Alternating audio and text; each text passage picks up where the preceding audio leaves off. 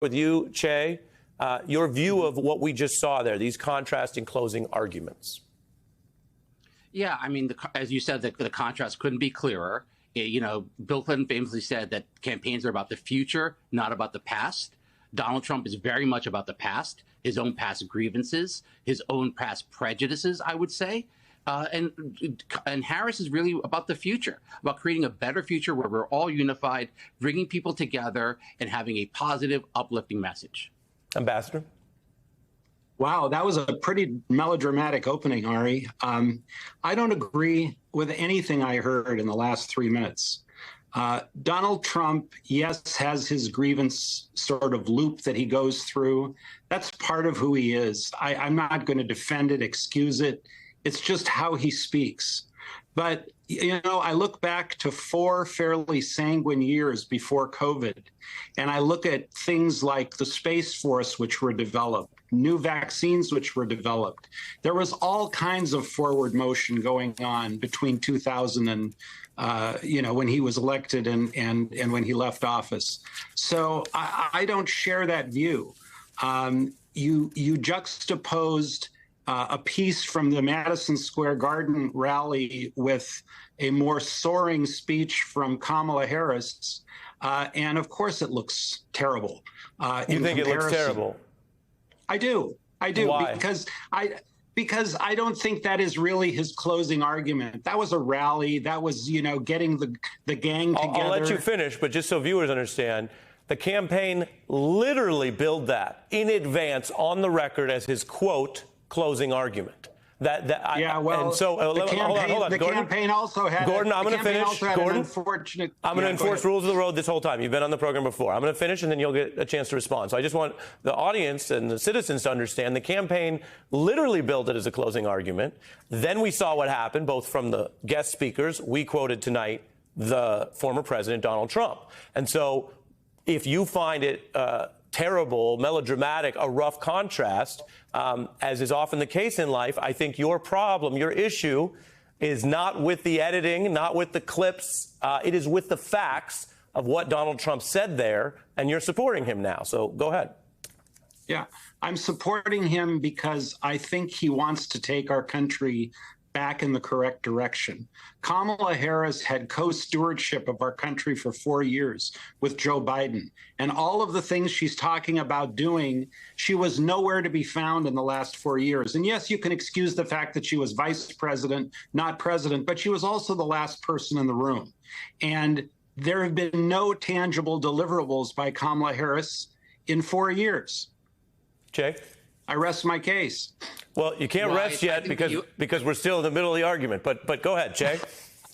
Yeah, first of all, I think the U.S. economy, which had great numbers today, stands as something that has been very much achieved by Kamala Harris as vice president and by Joe Biden as president. Also, Ambassador Sondland's talked about this idea that we had new vaccines under Trump. Well, he just said RFK Jr. is going to be in charge of public health. So that's going to be the last we're going to see of any new vaccines for quite a while if he were to be elected. In addition, Ambassador Sondland keeps discounting Donald Trump's rhetoric. I mean, all the presidency is the bully pulpit. It is the ability to use words and rhetoric to move people and to change and form events to the benefit of the nation and its citizens. Donald Trump uses that ability constantly to demean other Americans, to attack other Americans, to create division and stoke hatred to other Americans. We saw that in Madison Square Garden. Let me go to both points. I'm going to go first to the economy to you, Che, and then back on RFK to you, Ambassador. Che, you're referring to the numbers, and there are some improving numbers. The new quarter numbers are out right now. On the other hand, you guys, the Democrats, are trying to run a campaign on an economy that a lot of people don't think is working for them. So let me get your follow-up on that. Gallup, which is pretty fair, general snapshot, has a majority. 52% of people say they feel worse off than 4 years ago. 8% more say the same. Is that at some level, Che, a problem or failure for the Biden-Harris economy? I think that's been a problem in terms of communications, in terms of how we've talked about the economy and about the information that Americans are receiving about the economy. But Harris has improved her economic numbers by a huge amount. She's improved her economic approval and her approval in terms of handling inflation. as well. Those numbers are not set in concrete. And once you just get past that poll number, everything else is moving in a great direction. Inflation's at 2%. Gasoline is under $3. Unemployment is 4%. The stock market is high. The economic fortunes and forecast for Americans, for common Americans, is very good. Wages are up. Take-home income is up. All of those things are very good. Ambassador, on RFK, I'll put the headline up, and he said this on Fox and elsewhere. Trump has, quote, promised him control of multiple health agencies. And Donald Trump has been invoking RFK, again, at the closing argument speech. He brought up RFK himself, and he's been speaking and appearing together. And so a question for you, as someone who knows how government works, who's been inside it, do you think it's a good idea to have a conspiracy theorist, a proven liar like RFK, control multiple health agencies? I don't believe that RFK is going to control multiple health agencies.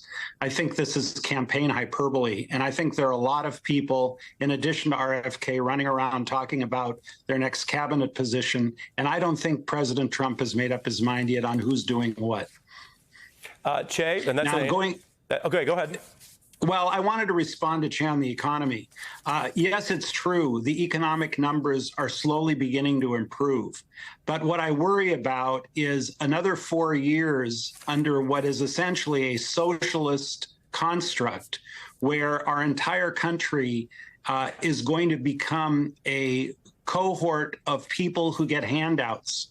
Meritocracy goes away, hard work goes away, the family goes away. And we're all going to become lemmings of the U.S. government. And that really, really concerns me. Jay? Well, I mean, if you want to talk about about Harris's economic plans, her economic plan has been endorsed by 23 Nobel Prize-winning economists who have said her plan is better than Donald Trump's plan. The economists have said our economy is the envy of the world. And Donald Trump's plan is what? A massive, huge tariff, which will increase inflation, that even Elon Musk says will probably bring about an economic crash. I mean, that is what he has actually proposed. That is something that he very much wants to do. Even the Wall Street Journal, which is very favorable to Donald Trump, hates those tariffs. Donald Trump, when he was on Bloomberg, could not defend those tariffs. I want to move us, and I appreciate. Well, I'm going to keep us moving. I appreciate the back and forth on that because I think people can hear that, and the economy is a big issue. I did want to play something, Che, that a lot of folks have been using to go after Kamala Harris, and it's as much about messaging as it is about the record. But with both of you here talking together, which we appreciate, we don't always get that.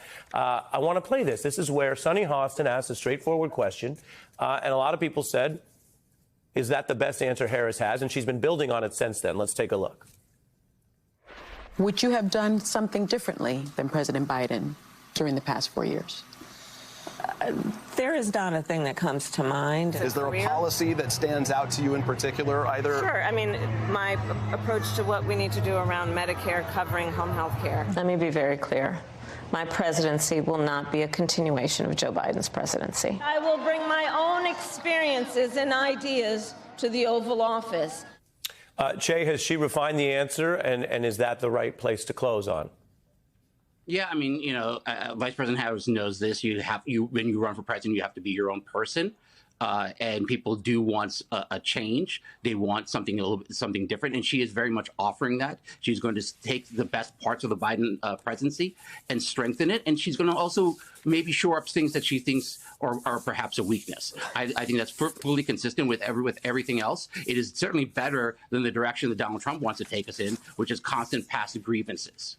And Ambassador, I'll let you respond. But my question for you, I asked Che about that and whether that's good enough. My question for you is, what do you say to voters who look at Donald Trump and they see no growth, no reflection, no improvement upon any of the many issues we've just shown and have shown on other nights, and instead hear him saying everyone else is wrong, everything is weaponization. He hasn't learned from the impeachment where you were a star witness, or the second impeachment, or the January 6th insurrection, where, as you know, many people were hurt and many people are in prison right now. And instead of saying, hey, I'm learning, I'll fix things in that direction, he's doubling down. What's your response to that concern, which I think some voters have? He first of all, he should double down. Kamala Harris is not her own person. Kamala Harris is an amalgamation of all factions of the Democrat Party who are using her as a vessel. This is why she won't go on shows like Joe Rogan for 3 hours unscripted. Again, I'll let you finish. But, Ambassador, as you know from being here, when you say things that are untrue or misleading, I have to jump in. Just if you stop doing that, I'll jump in less.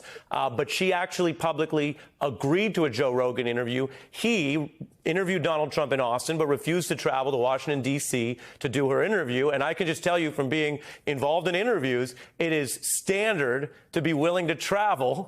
It's standard to be willing to travel to interview a nominee. I would do it for nominees of either party. And you know from being on this show, we've done that. So because that was misleading, I want to correct that. You can go ahead. No, it is not. No, it is absolutely not misleading. And I want to push back very hard on you. Joe Rogan has I'm not in the business, by the way, of defending Joe Rogan. I have no dog in the fight with Joe Rogan. But Joe Rogan's entire brand is the 3 hours in his studio, which is why a major candidate for president. Not everyone has 3 hours, but the interview was offered, and you suggested it wasn't. And we can spend more time on that or not. I think people have heard it. Okay. Go ahead.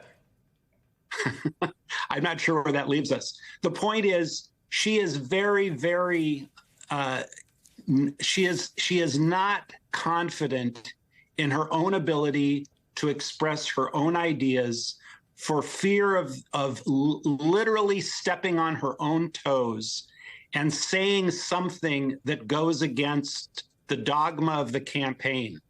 And she is completely tethered to a script and a teleprompter, and that will not serve her well, particularly in foreign affairs, where she has to be able to think on the fly. She has to be able to handle tough men and women around the world.